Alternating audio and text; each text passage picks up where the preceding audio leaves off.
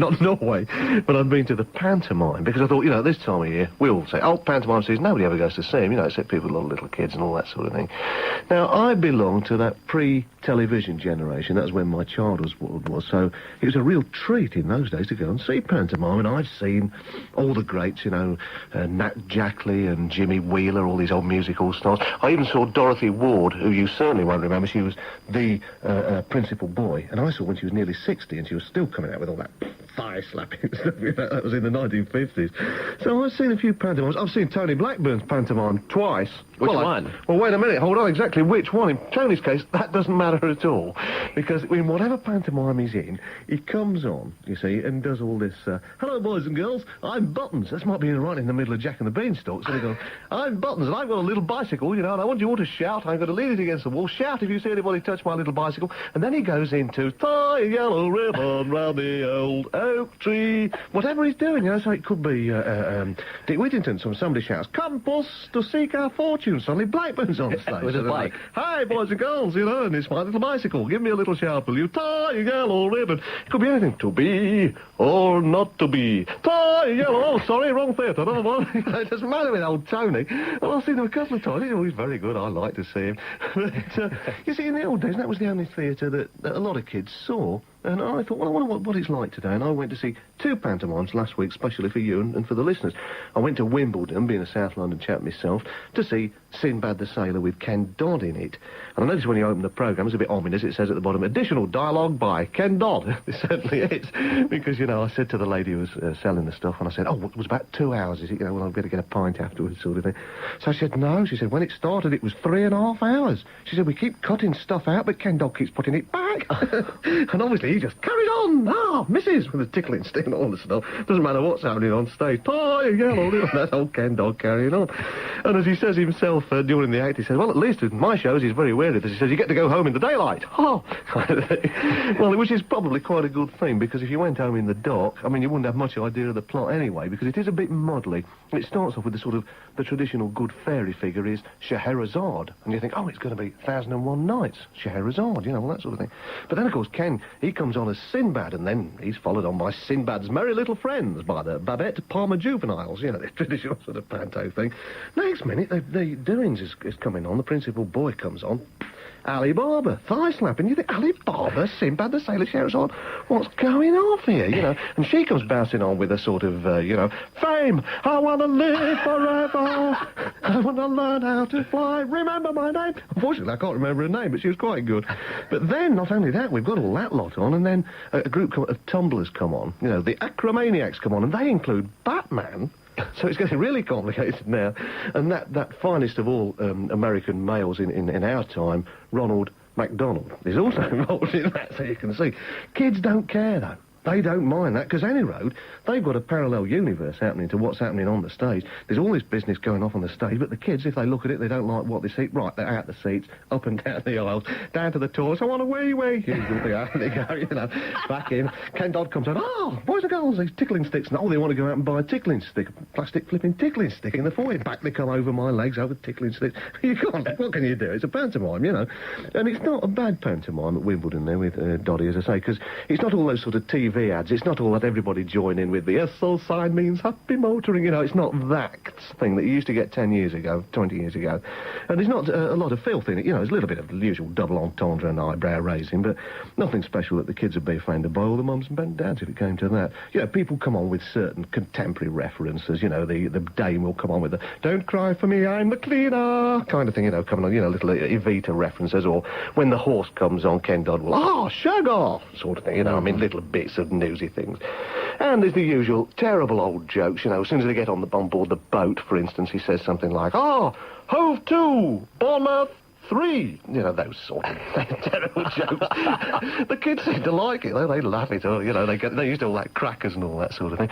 And as Doddy says, of course, he says, one says to the kids, he just says, well, of course, you don't just watch the show, you're in it. And of course you are, because he's whizzing out sweets and he's throwing out crisps to the kids. And when they get round to there's always a cookery scene, isn't there? You perhaps don't know, being Canadian, because you've never been to pantomime. No, I went to a pantomime once. No, I didn't see any sweets being thrown out there. Oh, well, you know, they just whiz them out to the kids. Here you are, kids, you know, and there's a bit of a catchphrase, and they all throw stuff out.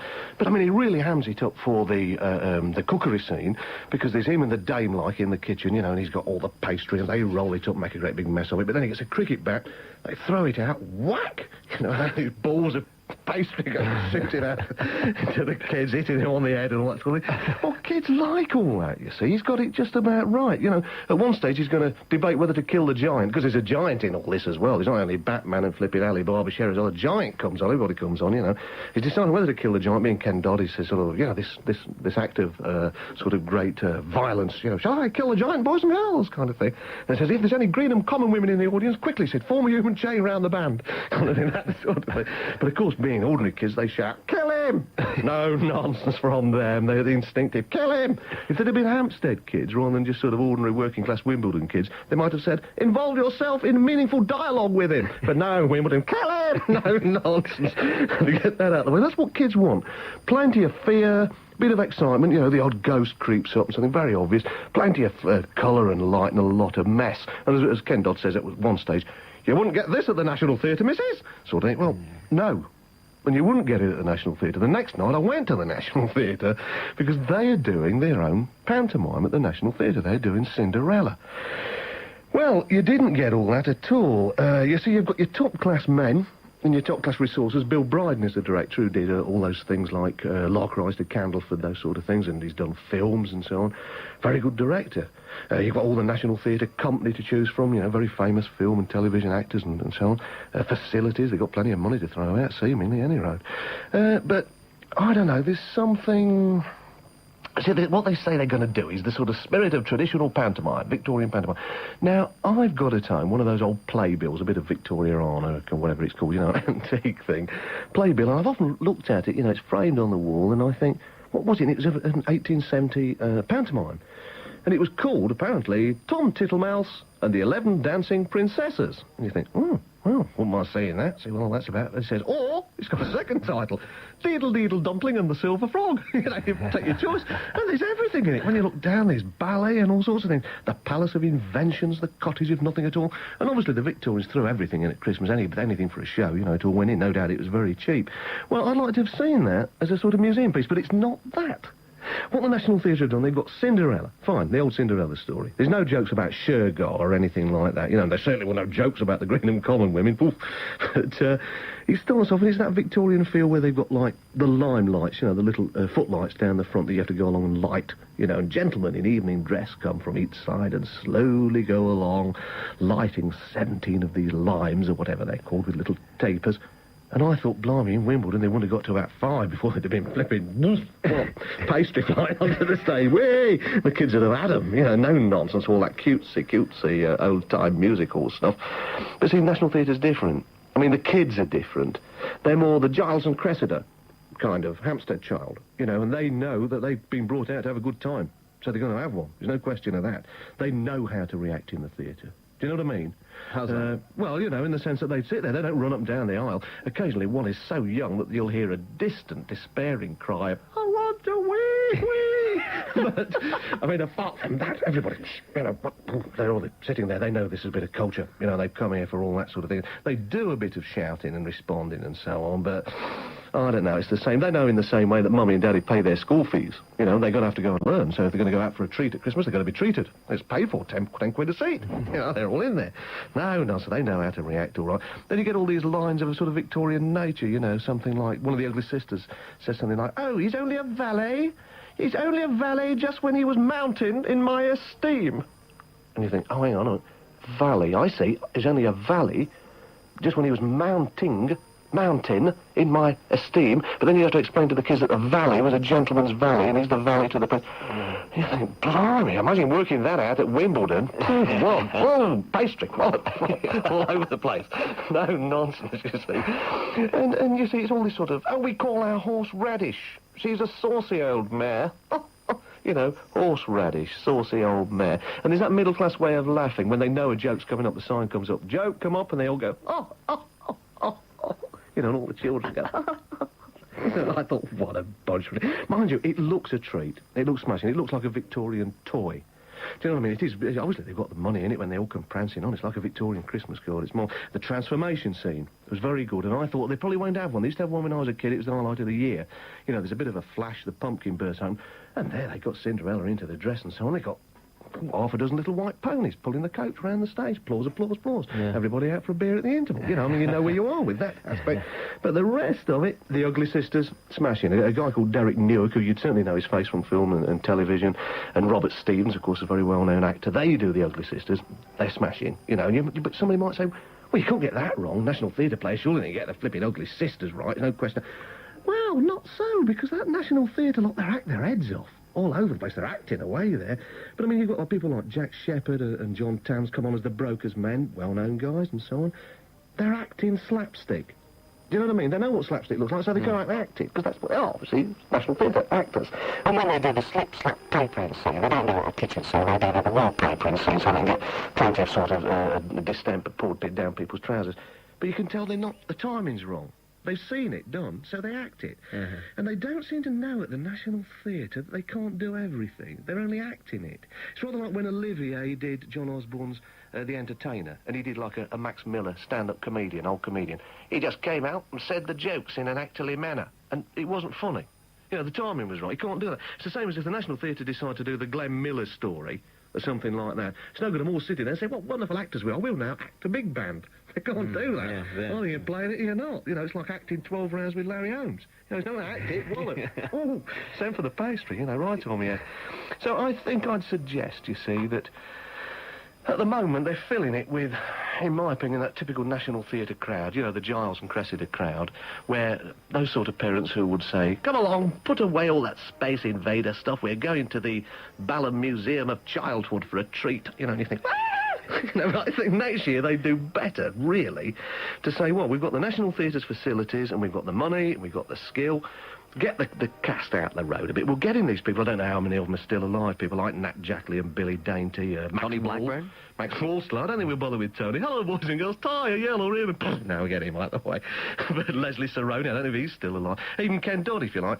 And let them loose on the National Theatre stage. Well, the National Theatre cast can be away having a Christmas off and rehearsing the Cherry Orchard. That sort of thing. You know, do acting. Because pantomime is different, and unfortunately I think at the National Theatre it doesn't really work. But at some stage at Wimbledon at least they did the old bazaar in Cairo, which of course being Ali Baba, Scheherazade and every other flipping thing thrown in, they did as the old bazaar in Baghdad. He's just a chorus not of Ken Dodd but somebody else who somebody's convinced he could sing many years ago. I was going to say Clint Eastwood, Clinton Ford, who used to sing quite a lot. His version of the old bazaar in Cairo, or part of it.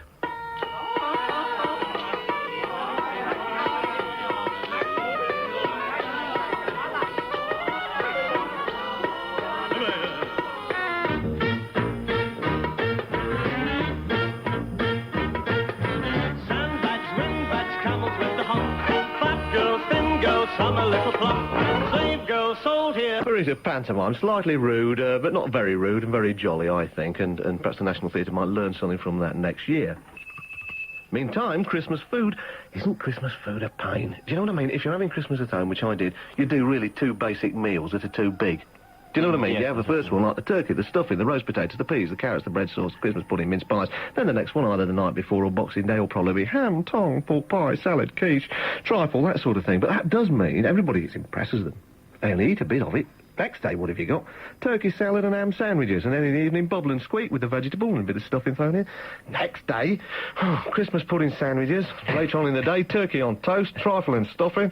Next day, tongue, stuffing, mince pies, and followed in the evening by pork pie and trifle, bubble and squeak. Next day, quiche, ham, bread sauce, trifle, pork pie, all liquidised and blown up your nose with a bicycle pump. I mean, then you finish up with a partridge in a pear tree.